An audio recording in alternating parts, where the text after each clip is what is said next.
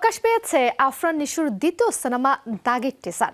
1 minute 7 সেকেন্ডের টিজারে তাকে পাওয়া গেছে 3টি ভিন্ন লুক ও পরিস্থিতিতে।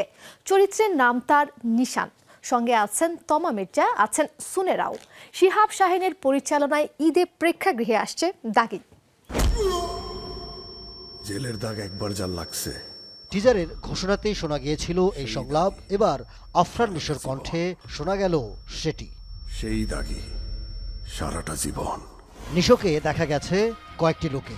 প্রথমে তিনি হাজির বড় চুলে, মাঝখানে তাকে পাওয়া যায় ছোট চুলে, একদম শেষে হাজির হন কয়েদির পোশাকে, নম্বর 786।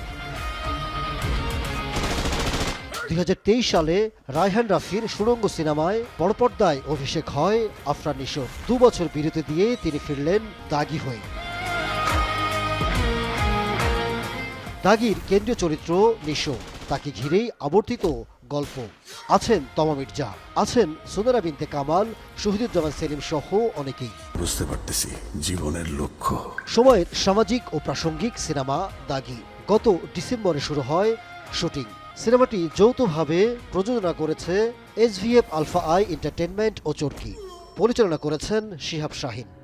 আব্বা আমাকে সবসময় বলতো, নিশান, জীবনের একটা লক্ষ্য খুঁজে বের কর। নিশান নিশো জীবনের লক্ষ্য খুঁজে পাবে কি শেষ পর্যন্ত জানা যাবে ঈদে প্রেক্ষাগৃহে দাগি মুক্তির পর।